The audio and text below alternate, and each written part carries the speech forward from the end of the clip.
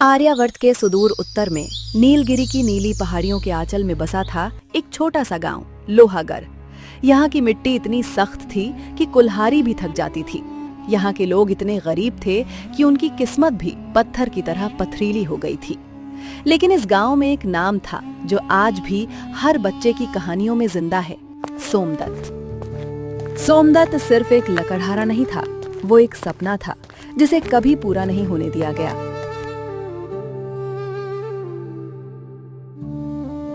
20 साल पहले जब वो युवा था तब उसकी आंखों में उजाला था। वो अपनी प्रेमिका देवकी से कहता था, देखना देवकी, एक दिन मैं इतना धन कमाऊंगा कि हमारे बच्चे कभी भूखे नहीं सोएंगे। मैं उन्हें स्कूल भेजूंगा, किताबें दूंगा। सोमदत्त, तेरा प्यार ही मेरी सबसे बड़ी दौलत है।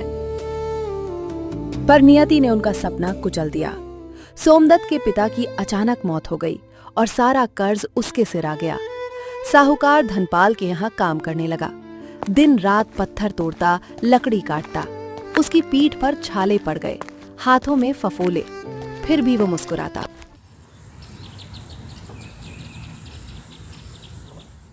रात को जब देवकी उसके घायल हाथों पर तेल लगाती, सोमदत्त फुसफुसाता, रो मत देवकी, ये दर्द तो एक दिन खत्म हो जाएगा। लेकिन अगर मैं हार गया तो हमारे आर्यन की जिंदगी भी यही पत्थर बन जाएगी। आर्यन जब छोटा था, सोमदत्त उसे गोद में लेकर कहता, बेटा याद रखना, स्वाभिमान कभी नहीं बिकता। चाहे कितना भी भूख लगे, झुकना नहीं। पर आज सोमदत्त थक चुका था। उसकी उम्र 50 पार कर चुकी थी, कमर झुक गई थी। हे विधाता, सूर्य उगने से पहले मेरी कुल्हाड़ी चल पड़ती है और जब चांद आसमान के बीचों बीच आता है तब मेरी कमर सीधी होती है। पर बदले में क्या मिला? ये सूखी रोटी, साहूकार की गालियां और मेरे बेटे आर्यन के पैरों में छाले। आज दिवाली है, पूरे गांव में दिए जल रहे हैं, बच्चे पटाखे फोड़ रहे हैं, लेकिन मेरे घर में तो सिर्फ अंधेरा है। मैं आर्यन के लिए एक नई कमीज तक नहीं जुटा पाया। काश मैं पत्थर होता, कम से कम भूख और जिल्लत तो महसूस नहीं होती। लोग कहते हैं मेहनत मीठी होती है। झूठ, गरीब का फल सिर्फ पसीना और आंसू है। वो रात नियति ने अपना सबसे क्रूर खेल खेला। सोमदत्त जंगल से लकड़ी काटकर लौट रहा था। उसकी पीठ पर बोझ था, पैरों में थकान। तभी पीछे से एक स्वर्ण जड़ित रथ आया। रथवान नशे में चूर था। धनपाल का छोटा भाई रत्नपाल था। वो उसने रथ नहीं रोका।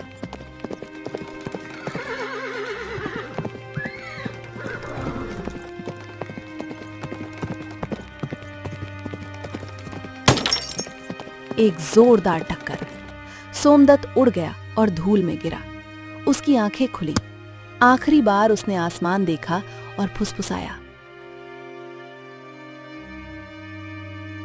आर्यन जब पिता को ढूंढने निकला तो रास्ते में पिता का लहूलुहान शरीर देखा।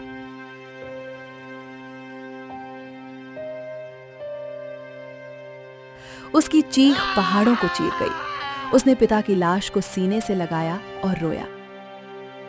बापू, आपने तो कहा था कि मेहनत का फल मीठा होता है, फिर आज ये कड़वा जहर क्यों?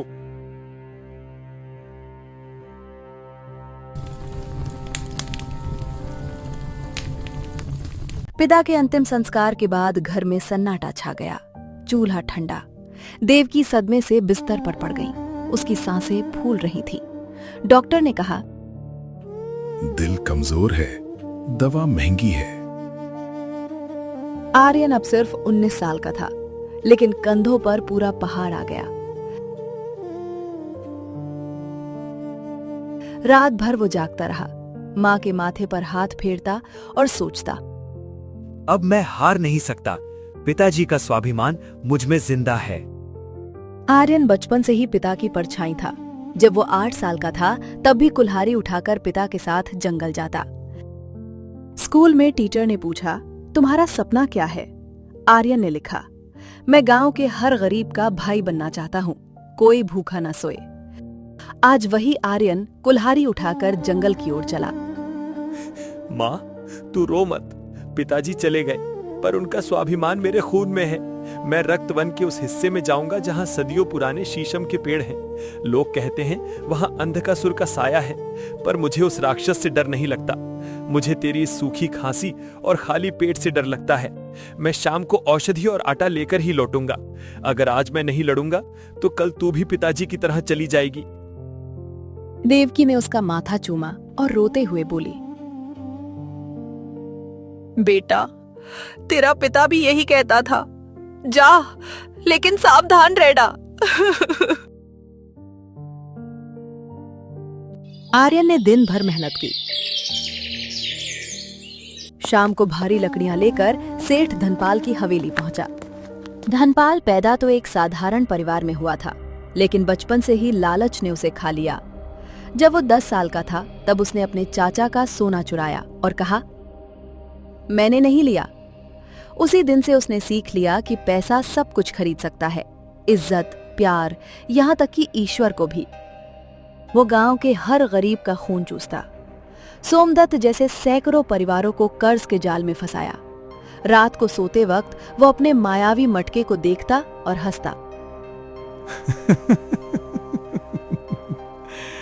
आंसू सोना बनते हैं और मैं राजा बन गया।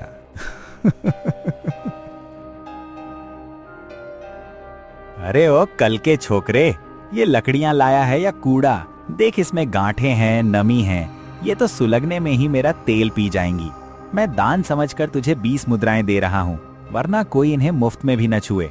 लेना है तो ले, वरना अपनी माँ के पास जाकर रो। आर्यन का खून खौल उठा। सेठ जी, मेरी खाल उधेड़ कर देख लीजिए। इस लकड़ी को काटने में मेरा रक्त बहा है। मेरी माँ मर रही है। कम से कम 50 मुद्राएं तो दीजिए। आप गरीबों का खून पीकर महलों में रहते हैं, क्या ईश्वर का डर नहीं आपको? मेरे पिता को आपने ही कर्ज के बोझ तले दबाया था, आज वही बोझ मेरे सिर पर है। तभी हवेली के झरोखे से एक सुंदर कन्या उतरी। मृणाल। मृणाल को बचपन से ही लगता था कि उसके पिता कुछ गलत कर रहे हैं। जब वो छोटी थी तब माँ रुक्मिणी उसे कहानी सुनाती, बेटी, गरीबों की मदद करो। लेकिन जब माँ अचानक गायब हो गई तब मृणाल अकेली पड़ गई। पिता उसे सिर्फ सोने के गहने और महंगे कपड़े देते, लेकिन मृणाल के दिल में करुणा थी। वो आर्यन को देखती रही। उसकी आंखों में आग थी, माथे पर पसीना, लेकिन चेहरे पर इज्जत। मृणाल ने पहली बार महसूस किया, ये लड़का तो राजकुमार से भी ज्यादा सुंदर है। वो धीरे से नीचे आई और पिता से बोली, पिताजी, कम से कम 40 मुद्राएं तो दे दीजिए। इस लड़की की माँ बीमार है। चुप रह, तू औरत है, चुपचाप ऊपर जा। आर्यन ने अपमान का घूंट पिया। मृणाल की तरफ देखा। उसकी आंखों में दया थी, लेकिन आर्यन ने सोचा, ये भी उसी खून की है जिसने मेरे पिता को कुचला।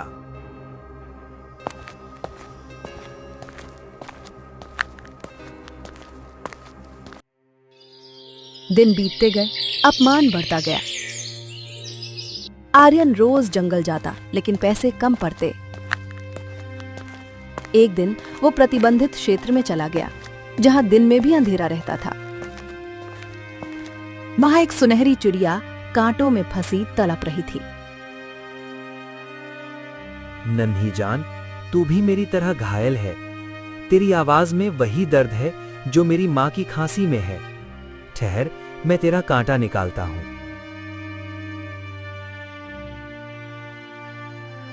जैसे ही उसने कांटा निकाला, तेज रोशनी हुई। चिड़िया एक दिव्य स्त्री में बदल गई, रुक्मिणी। रुक्मिणी धनपाल की पत्नी थी। 12 साल पहले धनपाल ने राक्षस अंधकासुर से सौदा किया। अपार धन के बदले अपनी पत्नी को कैद करवा दिया। रुक्मिणी ने विरोध किया तो धनपाल ने कहा, तुम्हारे बिना मुझे सोना चाहिए। रुक्मिणी जंगल में कैद थी, लेकिन हर रात वो चिड़िया बनकर गांव देखती और रोती, मेरी बेटी मृणाल, मेरे आर्यन जैसे गरीब बच्चे। डरो मत पुत्र, मैं रुक्मिणी हूँ, धनपाल की पत्नी और मृणाल की माँ। गांव वाले समझते हैं कि मैं मर गई, पर सच ये है कि मुझे अंधकासुर ने कैद कर रखा है। मेरे पति ने उस राक्षस से सौदा किया था, अपार धन के बदले मेरी स्वतंत्रता और गांव की खुशहाली। उसके पास एक मायावी मटका है जो इंसानी आंसुओं को सोने के सिक्कों में बदलता है। धनपाल रोज गरीबों को तड़पाता है ताकि मटके को आंसू मिलते रहें। आर्यन के आंसू बह निकले। उसने कहा, माँ जी, अब मैं आपकी आजादी के लिए लड़ूंगा। रुक्मिणी आर्यन को विशाल गुफा के द्वार पर ले गई। वहां अंधकासुर पहरा दे रहा था, 7 हाथ ऊंचा, पत्थर जैसी त्वचा, आंखों में आग। अंधकासुर असल में एक इंसान था, नाम था कालू, गांव का सबसे गरीब लड़का। एक बार भूख से तड़पकर उसने देवता से वरदान मांगा। मुझे अमीर बना दो। देवता ने कहा, आंसुओं से सोना बनाओ, लेकिन कभी इंसान मत बनना। कालू ने वरदान लिया, लेकिन लालच ने उसे राक्षस बना दिया। अब वो सिर्फ आंसू चाहता था। एक और तुच्छ मानव, क्या तू भी स्वर्ण की खोज में आया है? मैं तेरी हड्डियों का चूरा कर दूंगा। मैं सोना लेने नहीं, अपना हक लेने आया हूँ। तू राक्षस है क्योंकि तूने इंसानी आंसुओं का व्यापार किया है। मेरी कुल्हाड़ी लकड़ियां काटती है, पर आज ये तेरा अहंकार काटेगी। युद्ध शुरू हुआ। राक्षस ने पत्थर बरसाए। आर्यन के शरीर पर घाव हुए, खून बहा। लेकिन उसने याद किया पिता की आखिरी बात, माँ की खांसी, मृणाल की दया भरी आंखें। उसने कुल्हाड़ी मायावी मटके पर मारी। मटका टूटा, राक्षस चीखा और धुएं में बदल गया। गुफा में दबा खजाना बाहर आ गया, सोने के सिक्के, हीरे, मोती। रुक्मिणी मुक्त हो गई। उसने आर्यन को गले लगाया और कहा, बेटा, तूने सिर्फ मुझे नहीं, पूरे गांव को आजाद किया।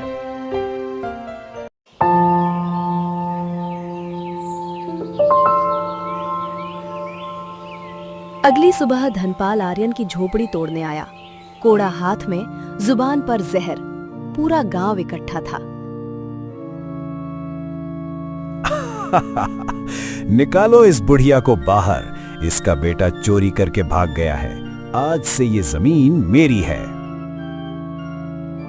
तभी आर्यन आया, उसके पीछे विशाल संदूक। उसने मुट्ठी भर सोना धनपाल के पैरों में फेंका। रुक जाओ सेठ, पैर पीछे हटा लो, वरना ये धरती तुम्हें निगल जाएगी। तभी भीड़ को चीरती हुई रुक्मिणी आई।